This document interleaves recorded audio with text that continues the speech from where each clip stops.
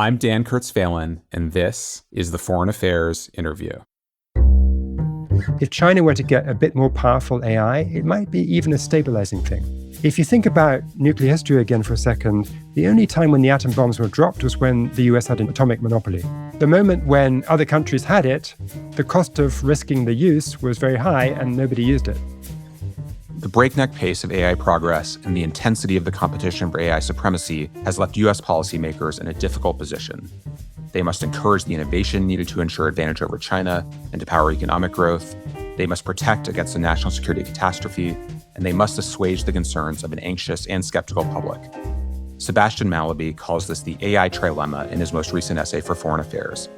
And he argues that it requires more than the piecemeal measures currently on offer in Washington, or for that matter, in Beijing or Brussels. Mallaby is a fellow at the Council on Foreign Relations and the host of a new podcast called The Spillover, as well as the author of The Infinity Machine, an excellent new book about the founding of the AI lab DeepMind. I spoke with him on June 24th about the state of AI competition, about the stakes of that competition, and about how its course will reshape societies, economies, and global politics.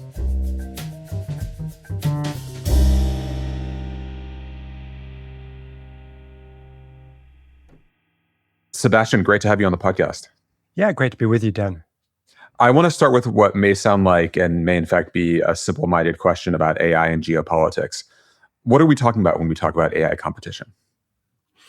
Well, that is actually a good question because I think people get quite confused about it. Some regions argue that they want to have complete independence, everything from designing the models to having the chips, being able to, create the circuits onto the chips, the whole thing. And that's kind of a crazy objective since even the United States doesn't have that. It relies on lithography machines from Holland and, chip manufacturing in Taiwan and other East Asian places. So I think that's not the right definition of geopolitical competition. I think it's better to think about what our colleague at the Council on Foreign Relations, Eddie Fishman, has termed choke points. If you have bits of the supply chain where you have a strong position, you can leverage those probably to bargain your way into having the supply of AI models that you want. So if I were to advise a European leader, I would say, don't go after this pipe dream of total independence, but do double down on things like ASML, the Dutch lithography company. Also, ARM is a British chip design company whose chips are used in fully 99% of all smartphones. And so there are bits of the chain where surprising places, both in East Asia and even in Europe, have a strong position. And I think that's where you should seek kind of sovereignty. I want to come back to some of the potential choke points, as you've written interestingly about some of those dimensions. But I also want to focus a bit on the definitions of victory, I suppose, the objectives of competition as it's discussed, at least in the US and China. So focus on the one that I think consumes the most American attention, which is the quest for AGI, for artificial general intelligence or superintelligence or singularity, or whatever term you prefer. Your fantastic book about Demis Hassabis, one of the pioneers of American AI, the founder of DeepMind and now one of the head of AI at Google, portrays his early revelations and obsessions with the kind of, superintelligence possibilities here. That was before most of us thought much about AI at all. What's the case that this is the right way of thinking about the endeavor, that this is the right focus for the AI labs and for the United States more broadly? So the case for believing that getting first to artificial general intelligence, or AGI, is the key metric is that once you get there, you have such a powerful model that nobody will ever catch you up. And there's this notion, the singularity idea, that when you get to a position where the model is strong enough to write all of the code for the next model, and then that next model will create the one after that, the power of the frontier goes vertical. And at that point, it's game over. And this is a view held, I think, particularly strongly at Anthropic. And, that's an argument. There's another argument, though, which is the frictions associated with getting the model into deployment, whether that's in a military setting, in a government setting, in a corporate setting, are going to be significant. And so just having the best possible frontier model in your server inside a frontier lab isn't the whole enchilada.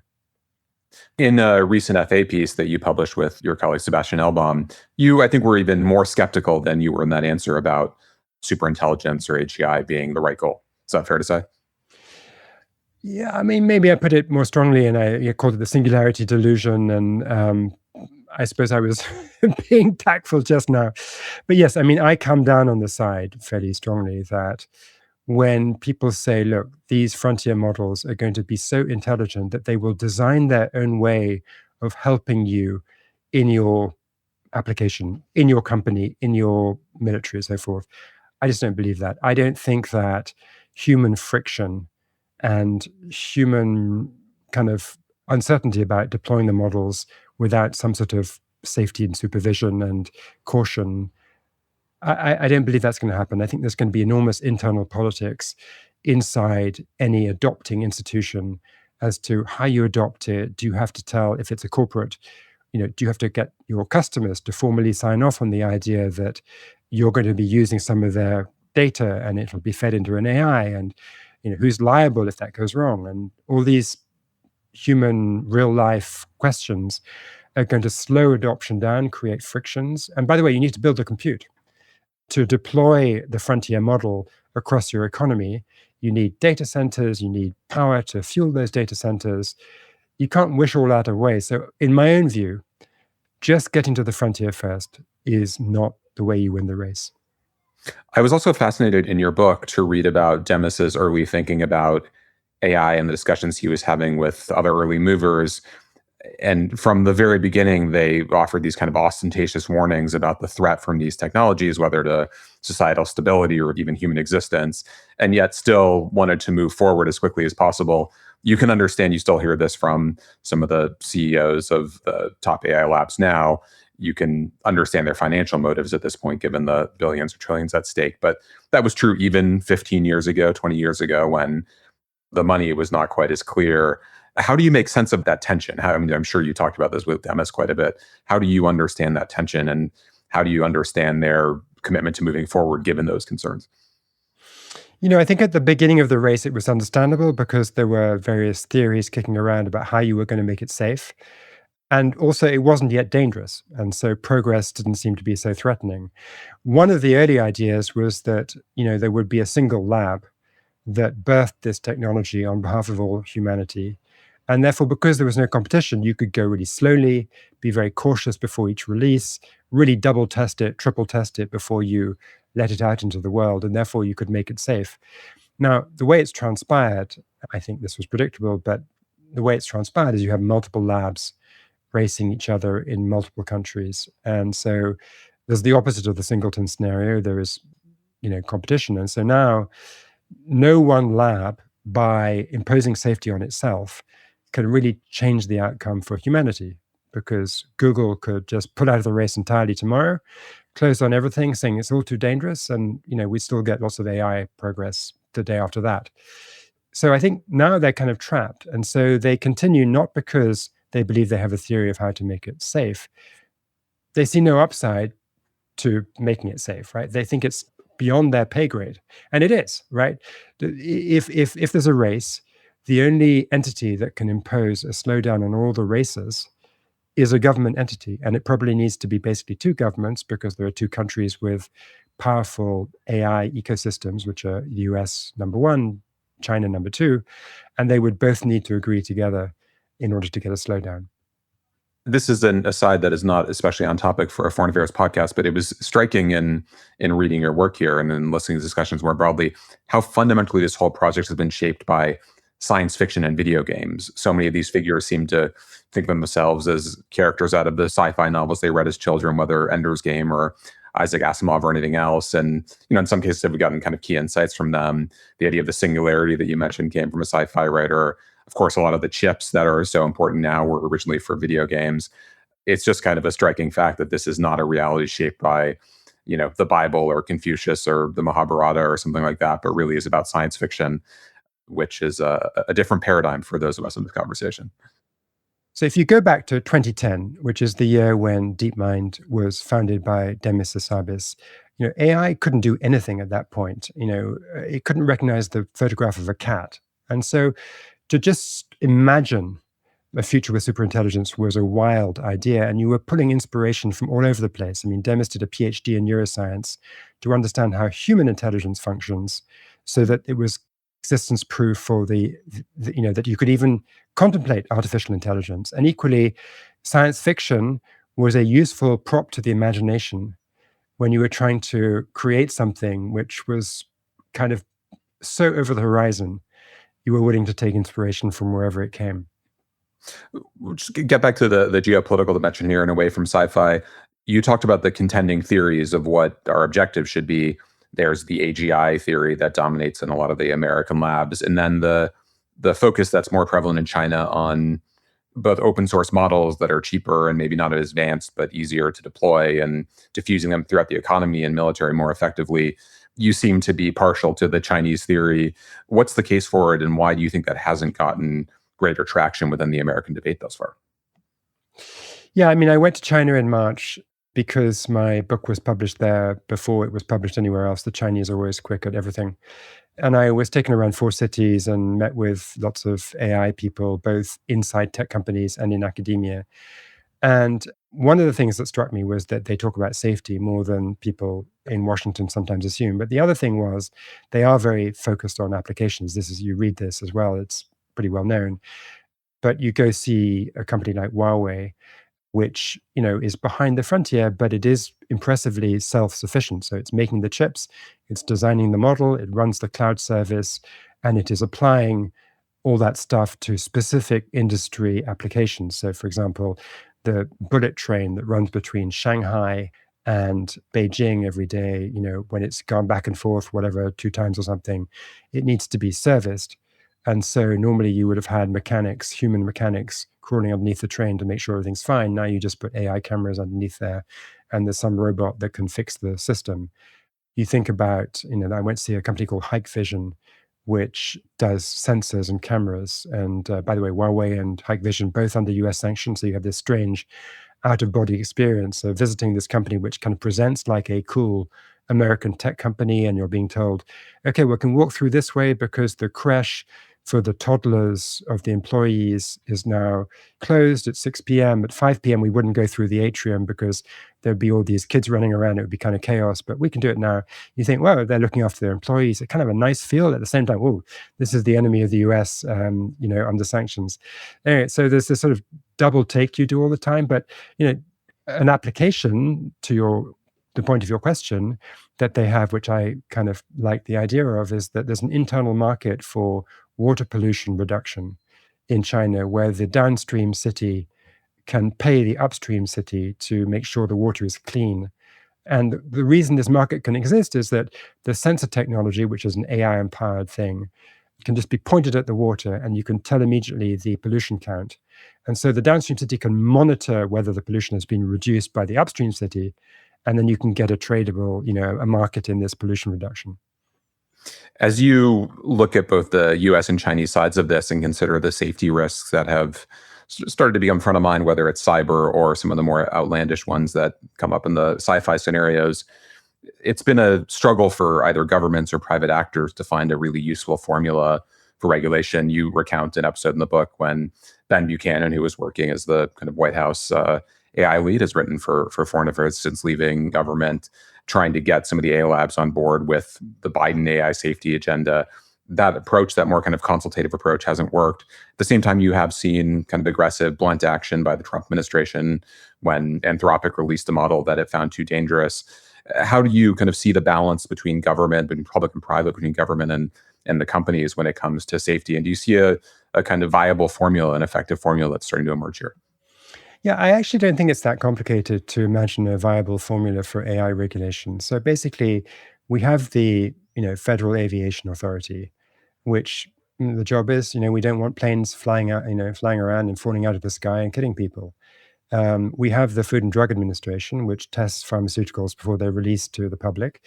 And if it's not a safe pharmaceutical, it's not allowed to be released.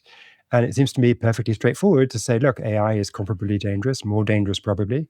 And we have, what we need is a federal authority that on a compulsory basis, not a voluntary one, will look at frontier models before they are released. And, we will red team them. And if we find vulnerabilities where the model gives advice on building a bioweapon or on doing a cyber attack or manipulating a dam so that it floods a city, we're not allowed to be released. Perfectly simple. And I don't see what's complicated about that. And some people say, oh, you can't regulate software because it flies around invisibly across borders and so forth. The truth of the matter is it has to be trained on huge, great clusters of semiconductors, which are massive, visible, and regulatable, right? So I don't think it's that difficult. I think what's been difficult is to muster the political will. I believe the Biden team, deserves credit for seeing in October 2022 or summer 2022, they were already taking it seriously. That's why they put the chip export controls on China. And so they deserve credit. Before ChatGPT was released, they were onto this. But they don't deserve all that much credit for how aggressively they pushed it, because they went up to the line. They said, we'll have a voluntary thing. And they didn't push it hard enough. Now, all sorts of the usual political arguments. You couldn't get it through Congress, you couldn't get legislation. But that's just a rephrasing of my point that there was maybe not the political will in Congress. Then the Trump people come in and they want to be totally laissez-faire. They want to accelerate deployment. And so they undo what the Biden people did. And then in an environment where there is zero building blocks for regulation, because what the Biden team had put in place has sort of been left to atrophy, suddenly they wake up in April of 2026. They say, oh my goodness, this Mythos model from Anthropic is able to do cyber attacks that would basically undermine the stability of everything on the internet, notably the financial system. We better control this. And they seize control of it, and in this ad hoc fashion. And for quite a long time, almost nobody gets the Mythos model. Then finally, it's allowed to be released more broadly, but they do a 180 and they tell Anthropic to pull it. And so you get this kind of on-the-fly policymaking, which is both sort of ad hoc and kind of ad hominem, attacking a company specifically, because OpenAI has a also quite powerful cyber hacking model, which is not in the administration's crosshair. So it's kind of arbitrary that Anthropic is being told to pull what they've got, but OpenAI is not being told the same thing. So this is policymaking of a chaotic nature on the fly, because the pretty obvious formula of how you would regulate was not adopted. When you talked about choke points, many people would point to export controls on chips as a kind of effective way of controlling choke points or weaponizing choke points. You've been skeptical about export controls on chips as a way of constraining China. I suppose the Biden administration argument here would be that China is going to invest in its own indigenous chip making capacity no matter what the U.S. does. That's been a kind of hallmark of Xi Jinping's approach to economic policy for 10 years, long before he had export controls. And at the same time, we will keep at least some of those advanced chips away from Chinese companies and leave them a couple of years behind in a way that will accrue to our advantage in at least some small way. You're skeptical of that argument, Jim. That's an argument that Jake Sullivan made in our pages and on this podcast a little while ago. What do you think that gets wrong when it comes to that particular choke point? Sure. Well, one thing I want to stress is that my objection to the chip export controls is not the same one that NVIDIA makes. So what you were alluding to in your question, Dan, was, will they then make their own chips? And that's the argument that NVIDIA makes and says, we want to keep them hooked on our chips. We should supply them chips. I don't agree with NVIDIA about that. I have a different point. My point is that there are two big risks from AI, which we can analogize to the nuclear confrontation in the Cold War. One is that you have a war between two superpowers, which is AI powered, right? And we know from the Cold War that this risk was contained through parity, through mutual deterrence, and that prevented war successfully. And so in some sense, if China were to get a bit more powerful AI, it might be even a stabilizing thing, right? If you think about nuclear history again for a second, the only time when the atom bombs were dropped was when the US had an atomic monopoly, right? The moment when other countries had it, the cost of risking the use was very high and nobody used it.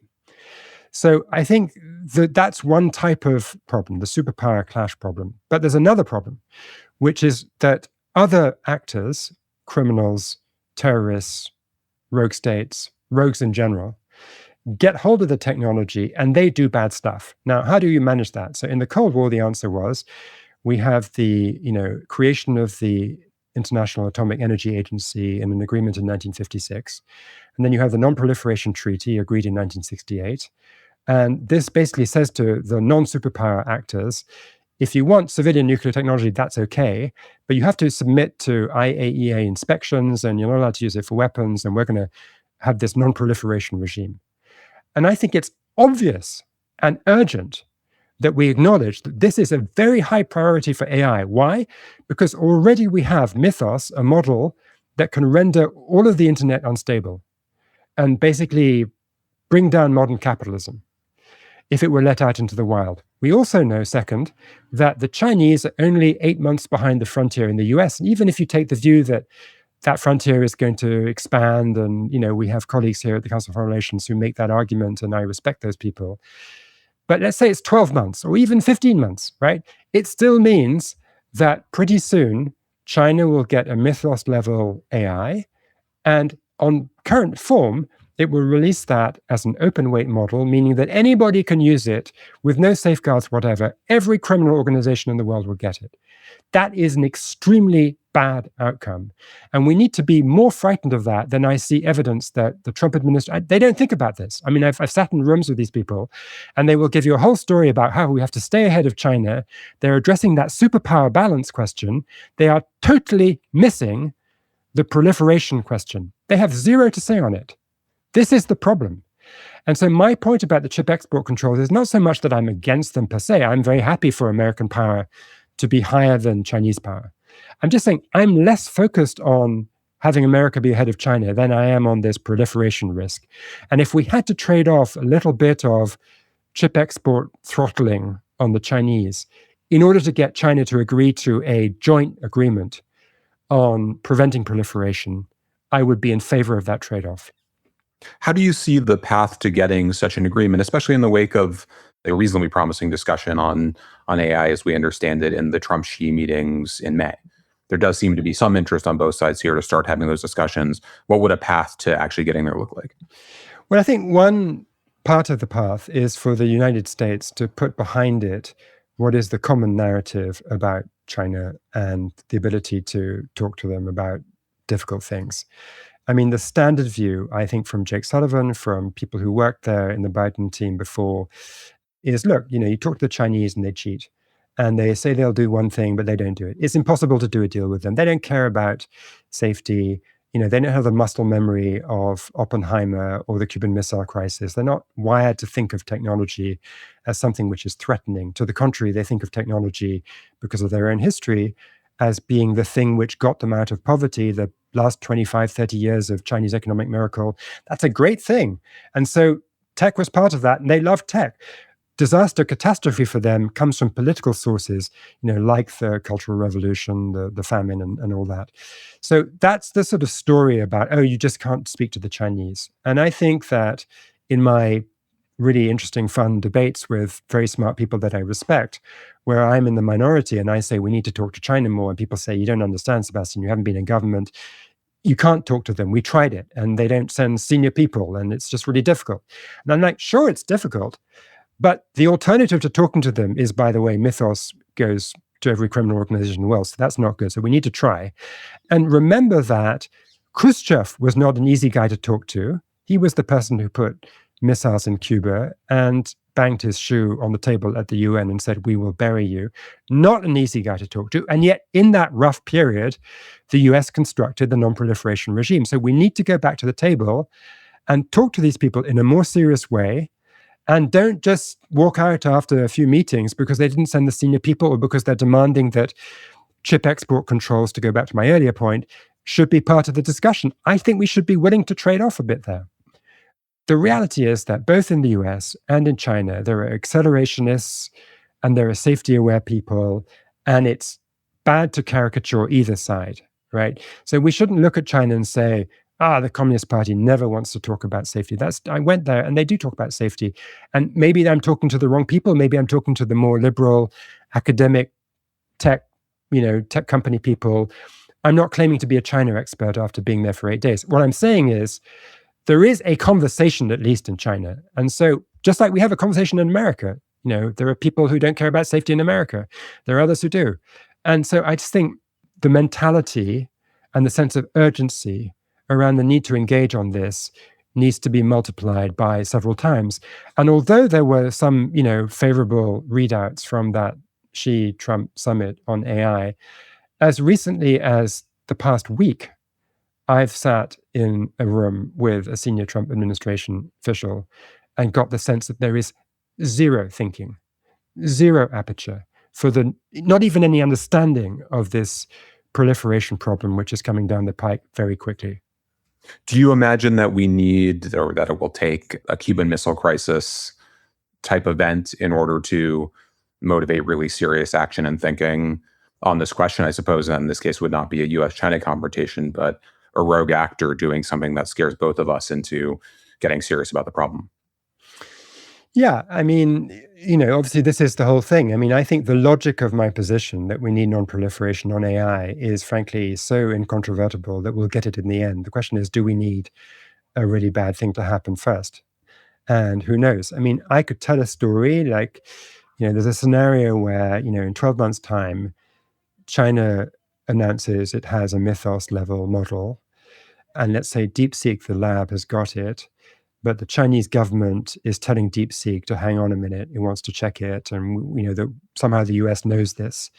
And so then there's this moment of crisis. If DeepSeek open weights this thing, oh my goodness, what does that mean for the whole world? And then suddenly people, like in the Cuban Missile Crisis, you have, 13 days of crisis or whatever it was, and you negotiate with China all of a sudden some kind of restriction jointly agreed on open weight models that has been taboo in the conversation thus far. It's extraordinary to me that, just domestically in the US, no administration has been willing to take on with any honesty the question of open weight models.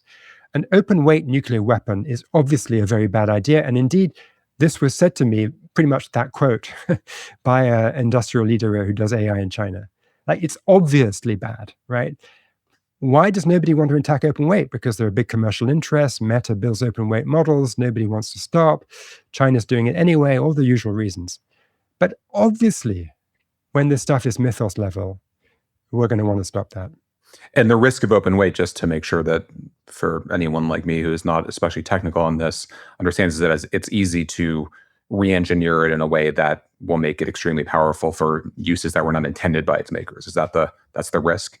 That's 50% of the point. And the other 50% is that there's no kill switch on an open weight model. There was a big cyber attack in Mexico a few months ago, and Anthropic and OpenAI were notified that their models were being used in order to do that cyber attack and steal people's data. And because these are proprietary models, which you sort of rent from Anthropic and OpenAI, you don't just download them into your own computer. You get them through a portal, like a cloud software provider. Anthropic and OpenAI could just cut them off, cut the attackers off. That was the end of the cyber attack. There was a kill switch. Just like, by the way, Anthropic a few days ago, in response to the US government saying, oh, we don't want you to provide Mythos to non-Americans, Anthropic just killed it for all users, American or otherwise. So that ability to have a kill switch is very important for AI safety. Now, there are big problems with AI sovereignty debates. If you're a European petrochemical company, you depend on American AI, and the kill switch is in America. And if there's some unreliable person in the White House, just for the sake of argument, he might whimsically just cut you off and bring your business to a close. You'd rather have that kill switch in Europe, for sure. And so that's, I think, part of the non-proliferation regime I envisaged, that, we're going to move kill switches in order to get cooperation from other countries. Part of the deal is you get your own kill switch if you have a responsible AI safety institute in your country that will operate it. We'll return to my conversation with Sebastian Mallaby after a short break.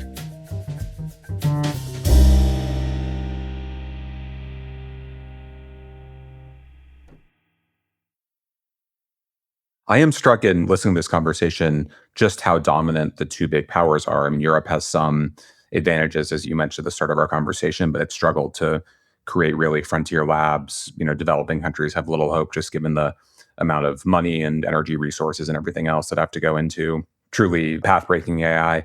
Do you imagine this will concentrate more power in the US and China, the two global powers, despite expectations of increasing multipolarity in the system? Yes, I do think it will concentrate power. I don't think that other countries are going to be in a strong position at all because they will ultimately be subject to being cut off. And, it's true that some parts of the AI supply chain are in other countries, as I said at the top of the podcast. But when push comes to shove, those companies, let's take ASML in Holland, they want to sell to the US. They want to work with American companies. They do some of their manufacturing in the US. They are going to obey the American government. And they did that. In fact, they were quite reluctant to agree to the Biden chip controls on China, and they were strong armed into agreeing because basically their commercial interests are so interwoven with the US market that they've just got to play ball. There's an interesting sort of piece of futurology floating around the internet, which was released maybe 10 days ago, called Europe 2031.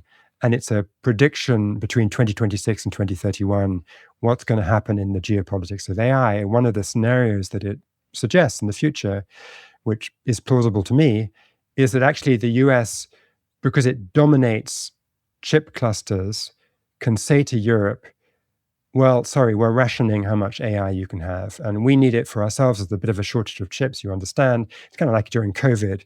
The countries that had the vaccines or the protective equipment didn't want to export it all of a sudden. And so that would be the first thing that happened in this scenario. And then in the Europe 2031 paper, the kind of culmination of this comes when the US realizes the incredible leverage it has. Kind of imagine Iran's discovery about the Strait of Hormuz, but like multiply this many times over. And they say, oh, by the way, we'd quite like to have a controlling stake in ASML. Just hand that over. And Europe has no choice. So I think this is a very centralizing force in terms of which powers have the whip hand. The piece you did for Foreign Affairs a couple months ago lays out a very interesting and persuasive AI trilemma, as you put it in the piece. We've talked about one of the risks in that trilemma, the national security risk. Another one is the societal risk, the risk of societal disruption. I was struck by a moment in your book when Mustafa Suleyman, who's one of the other DeepMind founders, and more recently, and perhaps more importantly, a foreign affairs author on these issues, Mustafa briefs Google leadership on the social and political risks as he sees them and makes a case for sharing wealth given the potential effects on jobs. And he does not get a great reaction from others in the room, as you depicted in that scene. Do you see in more recent conversations, more recent developments, any sense of willingness on the part of both the companies and policymakers to take seriously and act seriously when it comes to the risks to jobs and other societal disruptions? Well, some people at the companies are almost taking the risk too seriously. I mean, the rhetoric is quite alarming. So Dario Amodei went on TV maybe a couple of months ago or something and said in the next 5 years, 50% of entry-level jobs in the US will be disrupted. 50%. I mean, that's a very alarming projection. And I'm not sure I really agree with it. I mean, I think it's pretty exaggerated. I believe that because of all those frictions I was talking about inside companies as they adopt, I don't think that just because you have a very powerful frontier model, all of a sudden 50% of the jobs go. But I don't think they can be accused of not sounding the alarm. I think more the issue is there's a very wide spectrum of projections on what's going to happen to the labor market. And so I was at CFR running a panel on the world economy just recently. This one was on the record, so I'll quote two of the speakers. So Jan Hatzius, the chief economist at Goldman Sachs, and Natasha Sarin, professor at Yale. I asked them, given the debate about AI and what's going to happen to jobs, where will unemployment be in 3 years' time? And their answer was both kind of 4.5%, 5%, i.e. kind of not very different to now. So when you have that spectrum from 5% to 50%, it's quite hard to know what to do. And I think that's not very helpful. And I would advise the following framing to policymakers. I would say, look, it may be that unemployment ticks up in a sort of fairly unalarming way if you just look at the size of the US labor market and all that. And so you'll get things which are disrupted, like let's say coding is much more efficient with AI. And so maybe you need a few less coders and maybe call centers and maybe a few other things, but it's not going to be a wholesale disruption. But what you need to keep in mind is that this can be politically explosive, even whilst the objective shock is quite small. Look at what happened with commencement speeches this season. People show up, the speaker shows up and says something positive about AI, gets booed by all these graduates because they're fearful of not getting a job. Now, objectively, graduate unemployment may have inched up a little bit, but it's quite small. And yet the psychological effect seems to be very big. And this, by the way, is what happened with the China shock. If you look objectively at how many Americans lost jobs in a permanent way because of the surge in exports from China into the US following China's admission to the WTO in 2001, it was a small number in terms of the size of the US labor market. It was 2 million jobs over a 12-year period. It's pretty small. And yet the psychological effect in terms of political attitudes towards trade, towards globalization, the election of Donald Trump, the wholesale move of the political spectrum against open trade was very strong. So the message to policymakers should be, even if the objective shock from AI is going to be moderate, the political ramifications are going to be big. So you need to act now, and you need to do it's kind of an all of the above strategy. Should there be Trump accounts or some kind of accounts where you give Americans under the age of 18 or something like that, an account which includes some shares in top AI companies so they feel they have some skin in the game? Yes, tick, do that. Should there be wage insurance so that if you get laid off, you can get a new job, and if you're earning much less than the new job, you will be compensated for some of that gap by the government? Yes, tick, do that too. Should there be a switch in the tax burden from labor to capital so that at the margin companies will replace workers with machines slightly less quickly? Yes, absolutely, do that too. I think you need to move on this, because there's no downside to being a bit more pro-worker and a bit more, pro-reduction in inequality. I mean, that would be probably good policy anyway. But it's very good insurance to have in place as the AI effect starts to hit the labor market for real. What about the other politically really explosive dimension of this, which is data center construction? If I were, imagining myself a candidate for president in 2028, I imagine that the question of whether I support data centers or not would be one of the hardest ones to navigate, just given the local political reaction to data center construction, and then the imperative for both economic and national security reasons, to continue with at least some of this development. How would you advise political leaders to navigate that tension? I think it's a great illustration of what I was saying about the labor market, where objectively, I'm not sure that data centers are a bad idea for communities. I mean, especially when they're being built by these big companies like Alphabet, which have a very keen sense of the need for political consent to carry on existing. I mean, Alphabet is a company that's been hit with umpteen antitrust legal actions.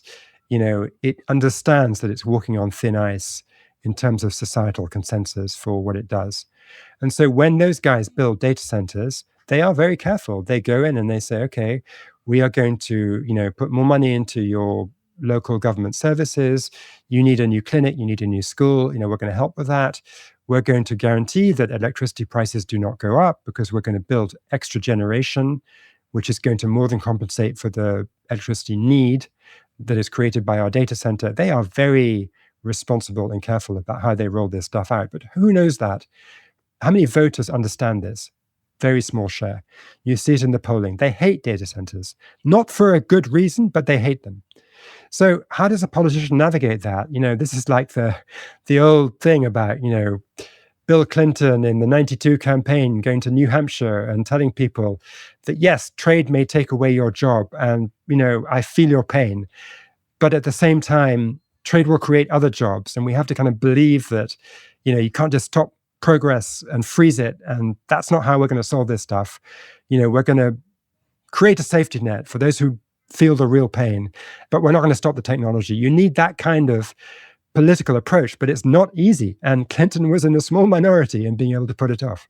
Right. And it didn't age especially well in terms of the political effects, to not necessarily get into the economic ones, but it was a challenging political line to walk. I guess the other risk worth talking about is the risk of the kind of economic bubble bursting. And that's not to say that the technology and its possibilities won't be real, but just given the amount of investment, the amount of capital that's gone into all parts of the AI ecosystem and the centrality of it, both the US and global economic growth, it's easy to imagine that causing a pretty serious economic or financial crisis in coming years. I guess this is front of mind in recent days, given a drop in a lot of these stocks in the market that woke people up to some of this risk.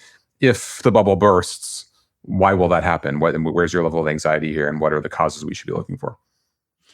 First, let's say just that I think there are two channels through which an AI bubble bursting affects regular people and the general economy. One is that stock market effect you're alluding to, where stock prices come down. Everyone looks at their 401k and say, heck, I lost a lot of money, I'm not going to spend, so demand collapses, and you get a wealth effect.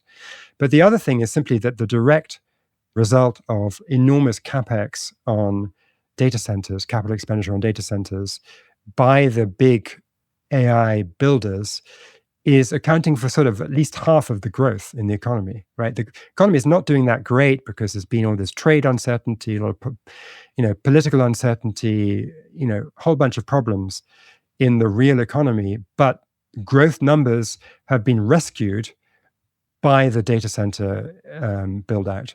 So there's these two channels. Now, why would the bubble burst? Well, I think there's two things to be said here. There's a kind of reckoning that seems to be happening just in the last 3 weeks or so. I begin to hear about it a lot, where companies have been of the mind that they should spend liberally on AI because they want their folks to experiment with it, figure out how it can be useful, and they're certain that there will be productivity enhancing use cases. And they need to do this because their competitors are going to do it. And so to stay in the game, it's worth just saying, we don't care what this costs, just go knock yourself out, use as many AI tokens as you want. Now, these tokens have gone up in cost in terms of at least the frontier models. They're charging more and more money for using the models. And so all of a sudden, the business leaders are waking up and saying, whoa, look at this bill I'm spending, for people to have a nice time experimenting. And where is actually the productivity gain? It's not measurable yet. So I got to rethink this.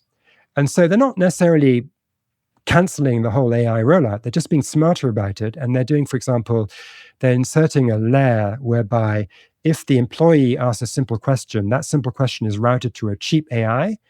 And then if it's a complicated question, that gets routed to the frontier expensive AI. But not everything just goes directly to the frontier AI. So if you're just checking, what's the weather, going to be tomorrow, you don't need to pay a lot of money for that.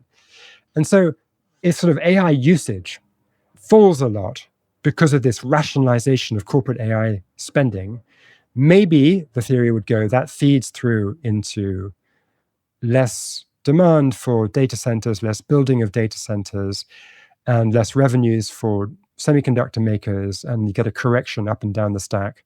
And that could be painful because of those two channels. I think that's one story. I think there's another thing which kind of links back to my previous book, The Power Law, which was about venture capital in Silicon Valley. I do have a bit of a hobby horse about this one, but here it is. I think that there are various forms of corporate governance that work in American capitalism where managers are held to account for what they're doing. And there's three of them. And the stock market is one. If you're a manager of a stock market listed company and you mismanage it, the stock price goes down, and then an activist hedge fund will show up and tell you to do your job differently. Number two is private equity. The private equity company buys the entire operating company and collapses the principal agent problem between the owner of the company and the manager of the company. And, that works. That holds the management accountable. Third one is early stage venture capital, where the venture capitalist buys a quarter of the new company, and the entrepreneur, who the founder of the company, knows that they better keep that VC happy because otherwise they won't get the next round, the Series B, the Series C. They need to have the VC on their side. But then there's a fourth model of corporate governance in the United States, which is only about 15 years old. And the way it works is this. You have a venture-backed company. It becomes a unicorn. It reaches about $1 billion of valuation. And then a new kind of investor called a growth investor shows up and says, Mr. Founder, Mr. Entrepreneur, you're a genius. You've created a unicorn company. I believe that nothing you do could be wrong. And so I'm going to allow you to have super voting shares. So for every one share you own, you get 10 votes. And I'm going to, as an investor, not demand a seat on the board, because why would I need to oversee you? Because you're a genius. And if I do vote my shares, it will be in your favor. Whatever you believe is the right thing to do on some board discussion, I'm on your side, right? This is not governance. This is not oversight. This is the opposite of governance and oversight. And when you put that kind of investment regime in place, presiding over these private growth companies, which include Anthropic and OpenAI and a lot of other movers and shakers in the cutting edge of tech, what you get is a bunch of founders with zero oversight. They do whatever they want. And so, not surprisingly, some of them do crazy stuff, right? OpenAI, case in point, crazy stuff. Those guys sign all these agreements to build data centers all over the world, like completely unaffordable. Their projected burn rate for the next 5 years, as of 2026, get this, $660 billion. I mean, nuts. Like the biggest ever IPO was the SpaceX one that just happened. That raised $75 billion. These guys wanted to burn 660 over 5 years on data centers. And then they had this Sora image generation thing, which costs enormous amounts of money to serve. But the users of the videos, what are they doing with it? They're posting slop on social media. They're not paying for this. So revenue is zero and cost is enormous. Any sensible board would have said, what are you thinking? But they didn't. Instead, OpenAI had this non-board kind of philanthropic oversight, which tried to fire the CEO, and he was reinstated after 5 days because the board actually had no teeth. This is a fundamental structural problem in the nature of American capitalism. And that is why private AI companies have been bid up to a lot of valuation. I actually think with Anthropic, it's fine because they're very well managed and they're going to go out public. It's not going to be a bubble. It's going to be great. But you have this parallel case with OpenAI where it's really quite dicey. And it's an avoidable problem. And we have this problem in America because we've allowed a large chunk of the system to have zero governance. The risk of a crisis brings to mind a piece you wrote for Foreign Affairs in 2020 at the height of the COVID pandemic called The Age of Magic Money, when you talked about the both fiscal and monetary tools that governments use to combat crises in the past. I wonder whether those tools will still work given public debt levels, given inflation that's still quite elevated, in part as a result of tariffs and the Iran war. It seems like we're in a pretty bad position to manage a crisis if we do get one. Yes, I agree with that. I mean, I think that people need to remember that the premise for the central bank's ability to do quantitative easing and basically bail out economies really aggressively was below target inflation and confidence that inflation would stay below target. And we've lost that. We've now had 5 years of US inflation running above target, and nobody believes the central bank is really committed to controlling inflation because they let it get out of control once before, and then they were slow to get it back to where it should be.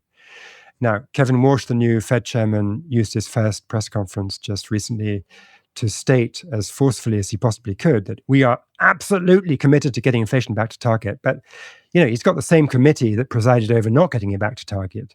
So people aren't certain they believe this. So I think this does reduce central bank credibility, which means it does reduce the central bank's ability to be aggressive in fighting the next financial crisis or economic downturn, and that does worry me.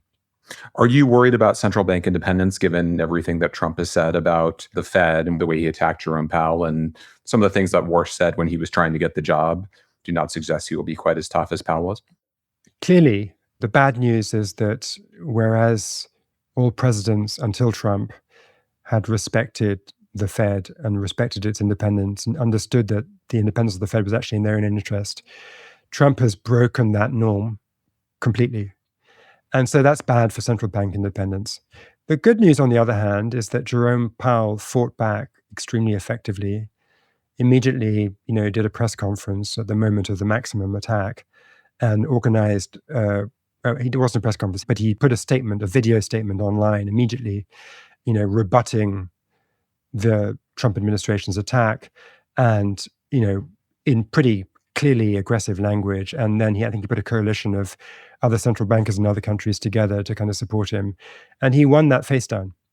So I think it's both a sort of worrying story and, in a way, a comforting story that the playbook for how a central bank protects itself in the face of aggressive attack from the administration is sort of understood. And the markets ultimately are going to freak out if the central bank is properly destabilized. And that's why it probably won't be destabilized. And, Kevin Walsh knows this very deeply. He is a very political leader of the Fed, a very savvy operator in Washington, D.C. And I think he will be actually looking at his own sort of historical legacy in how he makes decisions. I think once you're in the seat, you care about how historians will judge you, and he's not going to let Fed independence be trampled upon. Warsh talks about Alan Greenspan, who just recently passed away, as his mentor and role model. You were Greenspan's biographer, and Greenspan was, of course, Fed chair during the dot-com boom, which many people look to as an analogy for what we're seeing now with AI. What should Kevin Warsh learn from Greenspan's experience with the dot-com boom? So the dot-com boom, to me, is more a lesson in don't let the bubble inflate than it is in what you do afterwards. I mean, after the dot-com bust, the Fed sort of ran monetary policy as if it hadn't noticed. That allowed inflation to get below target. That caused a bit of need for very loose policy for a while. Interest rates got down to 1% in around 2004, 2005, which then set the system up for the mortgage bubble. So I think the post-bubble bursting in the dot-com bubble was, maybe the lesson was be more aggressive quickly in re-stimulating the economy, but then take that stimulus away as soon as you can. But I think the bigger, clearer lesson is when bubbles start to inflate, don't pretend to yourself that this is okay. Don't say, well, we're looking at, consumer price index and it doesn't seem to be inflationary, so we're fine. Because the price of eggs is important, but the price of nest eggs also matters. Because when bubbles burst, they can mess you up. And I think, we've discussed this already with AI, but that bubble bursting can mess you up. So to me, not only has the Jerome Powell Fed made a mistake in failing to tighten fast enough to get inflation down to the 2% target, it had an additional reason to tighten, which was that a bubble was inflating on its watch. And it should have weighed that in the equation. And I think Kevin Walsh may do that, actually. And that would be a reason to tighten more. Now, of course, it's not what Donald Trump will want. It's going to put him on a collision course with the White House, but I hope that he's willing to have that collision on the theory that he will win. Let me close by reading a line that you wrote in the spring of 2020, which is a way of urging people to take your warning seriously. This was during COVID, long before inflation had become an issue. You wrote, "Nobody is sure why inflation disappeared or when it might return again. A supply disruption resulting from post-pandemic deglobalization could cause bottlenecks and a price surge. A rebound in the cost of energy, recently at absurd lows, is another plausible trigger." We got both of those in 2021 and then 2022 with the Ukraine war. So it was a smart prediction then, and I suspect some of what you're warning of now will also come to pass. But for now, Sebastian, thanks so much for doing this, for the fantastic book on Demis called The Infinity Machine, and also the great work you've done for foreign affairs over the years. It's been a great pleasure. Thank you, Dan.